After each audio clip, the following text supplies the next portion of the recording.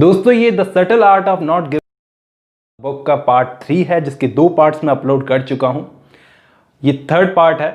I hope आपको second part पसंद आया होगा। ये थर्ड पार्ट है, ये भी बहुत इंटरेस्टिंग है। शुरू करते हैं।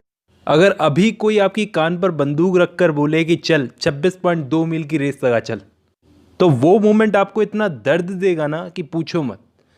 मतलब भागना इतना मुश्किल हो जाएगा।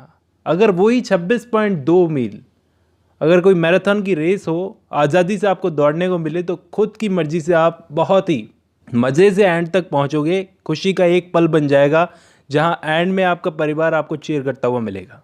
बात वही है, किसी ने कोई चीज़ आपको दबाव में करने के लिए बोली तो वो दर्द भरा बहुत बुरा लगता है उस टाइम पर। तो कहने का मतलब ये है मेरी इस बात का कि किसी भी प्रॉब्लम का तकलीफ देना इस पर डिपेंड करता है कि आप उस प्रॉब्लम को कैसे लेते हैं। तो फ़र्क बस इतना ही है। बुरी से बुरी चीज़ हमने अगर अपनी मर्जी से चुनी हो तो उसमें कोई खराबी नज़र नहीं आएगी हमको, और आएगी भी ना तो हम उसको खुद ही छुपा लेंगे, क्योंकि मैंने अपनी मर्जी से इस चीज़ को चुना है। मेरा बताने का मतलब बस इतना है कि कभी कभी कुछ कुछ ऐसा होता है जिस पर हमारा कंट्रोल नहीं होता। हमारी ज़िंदगी में वो चीज़ें हो जाती है, लेकिन उसके बाद में उस चीज़ के होने के बाद हम उस बात को कैसे लेते हैं, इस पर हमारा पूरा पूरा कंट्रोल रहता है। जैसे मैं एक आदमी को जानता था जिसकी हाइट बहुत कम थी, मेरी बुआ का लड़का, जिसमें उसका कोई कंट्रोल नहीं था। ये तो उसकी लाइफ में हो गया था जिस पर उसका कोई कंट्रोल नहीं था, लेकिन तब जब भी देखो वो हमेशा पछताता रहता, रोता रहता, एक ही बात के लिए रोता रहता जिसमें उसकी कोई गलती नहीं थी। पढ़ा लिखा था, दिखने में अच्छा था, बातें अच्छी करता था, लेकिन हमेशा खुद को दोष देता, मेरी हाइट कम है, कोई लड़की मुझसे क्यों बात करेगी, कोई लड़की मुझे क्यों पसंद करेगी, चाहे वो करती भी हो। और अगर मान लो उससे बात हो भी जाए तो ये खुद ही आगे से उसको दिखाने के लिए कोशिश करता, ऐसी ऐसी बातें करता कि वो खुद इससे नाराज़ होकर चली जाए। मतलब उसने खुद की एक आइडियोलॉजी बना ली। किसी लड़की से बात करे तो ऐसे बिहेवियर से उसको जता देता था कि मुझे बहुत शर्म आ रही है कि मैं तुमसे हाइट में बहुत छोटा हूँ। अगर वो अपनी इस आइडियोलॉजी को छोड़कर अगर ऐसा सोचता कि मैं भले हाइट में तुमसे बहुत छोटा हूँ, लेकिन अगर तुम्हें मुझे इसी हाइट के साथ एक्सेप्ट करना है तो मैं भी तुम्हें एक्सेप्ट करने को तैयार हूँ, नहीं तो तुम अपने रास्ते, मैं अपने रास्ते।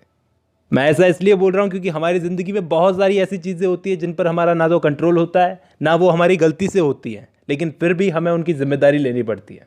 जैसे मान लो मेरे दरवाजे के बाहर सुबह कोई बच्चा छोड़ गया, 2 दिन का बच्चा। अब इसमें मेरी क्या गलती? अब मुझ पर डिपेंड करता है कि मैं उस बच्चे को ऐसे तो नहीं छोड़ सकता। मैं उसे पालूँ, उसकी जिम्मेदारी लूँ या पुलिस को भेज दूँ।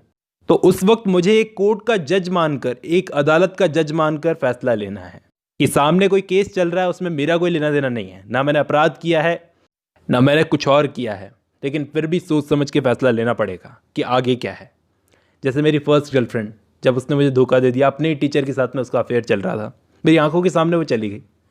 उसके जाने के बाद मुझे ऐसा लगा मैं जी नहीं पाऊंगा, जैसे किसी ने मेरे पेट में 253 मुक्के मार दिए। उसके जाने के बाद मैं बहुत रोया, चिल्लाया, और जैसे हर बॉयफ्रेंड करता है वैसे सब कुछ किया। अब मुझे एक चीज़ समझ नहीं आ रही थी कि मेरे साथ जो वो करके गई उस पर मेरा कंट्रोल था क्या? मैं उसको रोक लेता, उसको ब्रेन वॉश कर देता, उसको रोक लेता कि मुझे वापस अपना ले, ऐसा कुछ नहीं होता। लेकिन उसके जाने के बाद जो मेरे इमोशंस आए उस पर मैं कंट्रोल रख सकता था। मुझे ही समझना ज़रूरी था कि वो वापस आकर पहले की तरह तो नहीं हो जाएगी, जो भी करना है मुझे ही करना है। फिर जब 1 साल गुजर गया इस बात को, तो मुड़कर मैंने अपने रिश्ते को देखा, वापस देखा, क्योंकि मैं अब ऊपर उठ चुका था उस चीज़ से। तो समझ में आया कि शायद कहीं ना कहीं प्रॉब्लम्स इस रिश्ते में ही थी, सिर्फ उसकी पूरी गलती नहीं थी। मैं भी कोई बॉयफ्रेंड ऑफ द ईयर नहीं था उसके लिए। हाँ, कुछ गलती मेरी भी थी। जैसे ही उसने मुझे छोड़ा तो कैसे मैंने उसके कैरेक्टर पर सवाल उठा दिए, अपने इमोशंस में बहकर। मैं उस वक्त खुद को कंट्रोल नहीं कर सका। बात वही है, जैसे सड़क पर चलते चलते आपको किसी ने लूट लिया, इसमें गलती आपकी नहीं है, लेकिन उस लूट के बाद बदले में आप क्या रिएक्शन उसको दोगे? उससे लड़ोगे हीरो बनने के चक्कर में, या फिर उसकी अपने लुटने के बाद में पुलिस के पास जाओगे, उसके खिलाफ केस दर्ज करवाओगे? ये आपके हाथ में है। अगर लड़ोगे तो शायद उसके पास चाकू हो, शायद बुरी तरह घायल हो जाओ, शायद मारे जाओ। तो फैसला आपको करना है सोच समझ के कि आगे कहाँ जाना है। 2008 की बात है, तालिबान ने नॉर्थ ईस्ट पाकिस्तान के एक इलाके पर कब्जा कर लिया। वहाँ उस इलाके में सब अपने हिसाब से चलाने लगे। कोई टीवी नहीं, कोई फिल्म नहीं देखनी है वहाँ के लोगों को, बिना किसी मर्द के वहाँ पर औरतें बाहर नहीं निकलेगी अपने घर से, लड़कियाँ स्कूल में पढ़ने नहीं जाएगी, ऐसा सब करके। तो 2009 में, 2008 की बात ये हुई थी, 2009 में मलाला यूसुफजई नाम की 11 साल की एक पाकिस्तानी लड़की, सिर्फ 11 साल की लड़की स्कूल गई। उसने स्कूल जाना जारी रखा ये बोलकर कि तालिबान कौन होता है ये तय करने वाला कि मैं पढ़ूंगी या नहीं, मुझे तालीम मिलेगी या नहीं। फिर 2012 में 14 साल की उम्र में स्कूल की बस में इसको गोली मार दी थी सर के अंदर। चेहरा ढक के आया था कोई, गोली लगने के बाद ये कोमा में चली गई। उसके बाद में सही होकर वापस आज एक एक्टिविस्ट है, जिंदा है, 22-23 साल की एक्टिविस्ट। मुस्लिम देशों में जो भी लड़कियों के खिलाफ जो कुछ भी गलत हो रहा है उस पर आवाज़ उठाती है। इसको पीस के लिए नोबेल प्राइज़ भी मिल चुका है। लगता है उन लोगों ने इसके सर पर गोली मारकर इसको और हिम्मत दे दी। इसने अपने इमोशंस को कंट्रोल रखकर इसने फैसला किया कि इसको किस रास्ते जाना है। एक दिन ऑथर को एक आदमी बोलता है, अब यहाँ पर गौर से सुनना, इस बुक के ऑथर को एक आदमी बोलता है ब्लॉग पे कमेंट करके कि तू क्या समझता है इमोशंस पर कंट्रोल रखना इतना आसान है? तू गर्लफ्रेंड की बात करता है, मेरा तो बेटा मर गया, खुद का बेटा। अगर तेरा बेटा होता तो तेरे को समझ में आता कि मुझ पर क्या गुजर रही है। इमोशंस पर कंट्रोल रखना इतना आसान नहीं होता। तुम्हारा कोई बेटा होता, अगर वो गुजर जाता तो तुमको पता चलता कि इमोशंस पर कंट्रोल रखना कितना मुश्किल होता है। फिर इस पर ऑथर ने सोचा कि सही बोला इस आदमी ने, लेकिन इस वक्त कहीं ना कहीं इस आदमी ने मेरी इंसल्ट की है, तो मुझे तय करना है मैं इससे लड़ूं या कोई नहीं बोलकर जाने दूं। ठीक है, मैंने कहा कोई नहीं, माफ़ कीजिएगा सर, मैं आपके इमोशंस समझ नहीं सकता। वो आदमी नहीं रख सकता था अपने इमोशंस पर कंट्रोल, तो मैंने ही रख लिया। देखो, अगर मेरी बात आपको गलत लगी तो मैं आपको बता देता हूं कि साइकेट्रिस्ट भी इस बात को मानते हैं। वो अपने पेशेंट से बोलते हैं कि सबसे पहले तुम्हें अपनी सिचुएशन को एक्सेप्ट करना पड़ेगा और उसके बाद तय करना पड़ेगा कि आगे का फैसला क्या लेना है। कि मैंने इस भयानक ज़िंदगी को नहीं चुना, अपने इन भयानक हालातों को नहीं चुना, लेकिन मैं इनके साथ रहना सीख गया हूँ। क्योंकि आप अगर अपने आसपास देखोगे तो ज़्यादातर लोग ये दिखाने की कोशिश करते हैं कि वो कितने परेशान हैं। आजकल खुद को परेशान दिखाना एक फैशन हो गया है। लोग ज़्यादा से ज़्यादा खुद को परेशान दिखाने की कोशिश करते हैं, यहाँ तक कि पॉलिटिकल पार्टीज़ भी। लेकिन प्रॉब्लम इससे ये होती है कि जो असलियत में परेशान है वो नज़र में नहीं आते। पहचानना मुश्किल हो जाता है कि कौन सही में परेशान है या कौन ड्रामा कर रहा है। तो क्यों खुद को परेशान दिखाते हैं? खुद को परेशान दिखाकर इंसान यहाँ पर यह साबित करना चाहता है कि मुझसे अच्छा इस दुनिया में कोई है ही नहीं, और वो एक्सपेक्ट करता है कि लोग मेरी सिचुएशन पर रिएक्शन देंगे। जब लोग रिएक्शन देते हैं तो उसे थोड़ा बहुत अच्छा लगता है, लेकिन ये थोड़े टाइम की खुशी होती है जो थोड़े टाइम में मिलती है और थोड़े टाइम में गायब हो जाती है, जो उसे अंदर ही अंदर से खोखला कर रही है। इन चीज़ों को बदलने के लिए थोड़ी सी अपनी आइडियोलॉजी को बदलो कि अभी तक जो भी मैं मानता हुआ आया हूँ सब गलत है, तभी आपका सीखना शुरू होगा। जैसे सालों पहले कहीं किसी जगह पर औरतों का ये मानना था कि कोई डॉग होता है, कुत्ता, उसका यूरिन मुंह पर लगाने से खूबसूरती बढ़ेगी। इससे पहले लोग मानते थे कि सूरज पृथ्वी के चक्कर लगा रहा है, लेकिन आज ये बातें सच नहीं है। मैं सोचता था मेरी गर्लफ्रेंड मुझे छोड़ जाएगी, फिर मुझे किसी और लड़की से प्यार होगा ही नहीं, क्योंकि प्यार सिर्फ ज़िंदगी में एक ही बार होता है, लेकिन बाद में हो गया। तो ज़रूरी नहीं है जो लोग समझते हैं, जिस वक्त समझते हैं वो सही हो। आज से 300 साल पहले किसी चीज़ को जिस नज़रिए से देखा जाता था, आज उसको दूसरे नज़रिए से देखा जाता है। तो आज हमें 300 साल पहले के लोगों की चीज़ें बचकानी लगती है। हो सकता है आज से जो 300 साल बाद जो पीढ़ी आएगी उसको हमारा किया हुआ सब कुछ बचकाना लगने लगेगा। तो मैंने तो अपनी सोच को खुला रखा है, हमेशा फ्लेक्सिबल कर रखा है कि जो मैं सोच रहा हूँ शायद वो गलत हो और कोई और बेहतर बंदा आकर मुझे इससे बेहतर सिखा दे। क्योंकि मेरे हिसाब से कोई भी इस दुनिया में कंप्लीटली सही नहीं है। बस हो सकता है कि लोग कम गलत हों। अगर हम कुछ नया सीखेंगे तो और कम गलत होंगे, कुछ नया सीखेंगे तो और कम गलत होंगे, लेकिन कंप्लीटली सही हम कभी नहीं बनेंगे। क्योंकि गलत को एक्सेप्ट करना ही सही तक पहुंचने का रास्ता है। पता नहीं कितनी समझ में आ रही होगी मेरी बात। क्योंकि दोस्तों ये हमारा दिमाग जो होता है, दिमाग ये अपने हिसाब से चीज़ों के मतलब निकालता है, और जो भी ये मतलब निकालता है हम उस मतलब की तरफ झुकने लगते हैं। जैसा एक कॉमेडियन ने कहा था, एक कॉमेडियन बोल रहे थे इस बुक के हिसाब से कि मैं मानता था इंसान के शरीर में सबसे ताकतवर चीज़ है उसका दिमाग, लेकिन बाद में जब मैंने सोचा कि ये बात मुझे बता कौन रहा है, मेरा दिमाग। जैसे इस बुक के हिसाब से एक स्टोरी है बहुत ही इंटरेस्टिंग। 1988 में एक रिपोर्टर थी जिसकी थेरेपी चल रही थी। उसके हिसाब से बचपन में उसके फादर ने उसे सेक्सुअली अब्यूज़ किया था। उसको इस बात का बहुत सदमा था, जिसके साथ वो ज़िंदगी भर रही इस सदमे के साथ में। 37 साल की उम्र में उसने अपने फैमिली मेम्बर्स को ये बात बताई। तो फैमिली मेम्बर्स में से कुछ फैमिली मेम्बर्स ने तो इस बात को माना नहीं कि वो ऐसा कर सकते हैं, और कुछ फैमिली मेम्बर्स इसके साथ में हो गए। उसके फादर ने एक्सप्लेनेशन दी कि मैंने ऐसा कुछ भी नहीं किया, मैंने ऐसा कुछ भी नहीं किया, लेकिन फिर भी ये अपने फादर के खिलाफ थी। 1996 में उसे एक थेरेपी के दौरान उसने एक थेरेपी करवाई थी, दिमाग पर प्रेशर डालने वाली, चीज़ों को जोर दिलवाकर याद करवाना। तो थेरेपी के दौरान उसके दिमाग पर जोर दिलवाकर उसे याद करवाया गया। तो पता है क्या पता चला?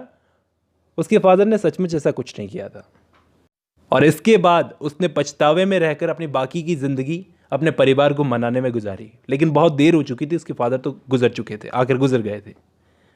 उस रिपोर्टर ने अपनी एक बुक भी लिखी है, चाहो तो इंटरनेट पर सर्च कर लेना, उसका नाम है मलाय, a true story of false memory. तो कहने का मतलब ज़रूरी नहीं है जैसा हम मानते हैं वो एकदम सही हो, एक बार चेक तो कर लो कि वाकई आप सही हो।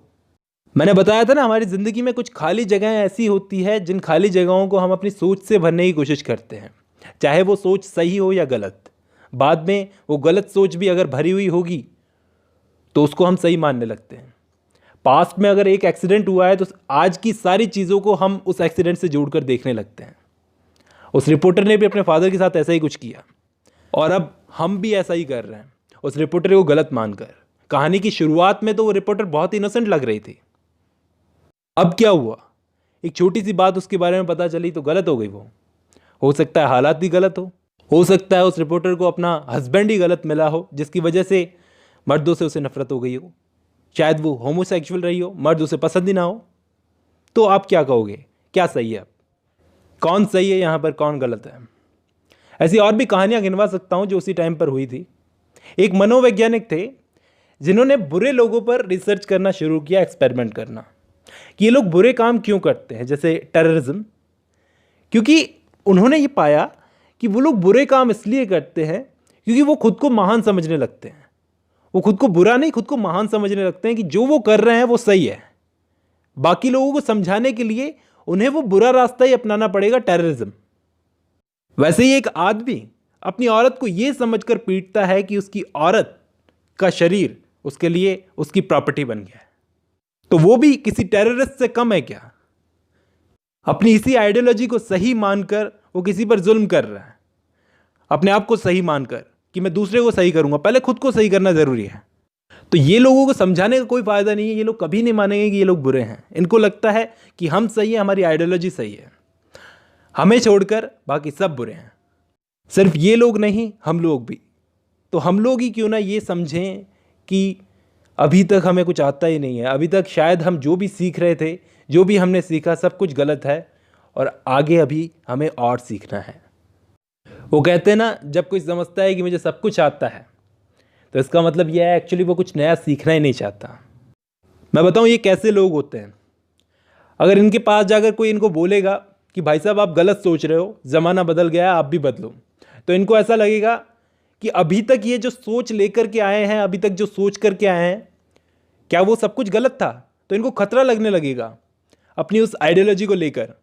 अभी तक जो भी मानकर चल रहे थे सब कुछ गलत है, तो ये उस चीज़ को लेकर लड़ते हैं कि नहीं, हम गलत नहीं है, तुम गलत हो। जैसे आप अपने बेडरूम में अपने हस्बैंड के सामने एक रंगीन औरत होने से डरोगी, क्योंकि इससे आपकी अच्छी औरत होने की इमेज पर असर पड़ेगा। इस चीज़ का आपको डर है, खतरा है।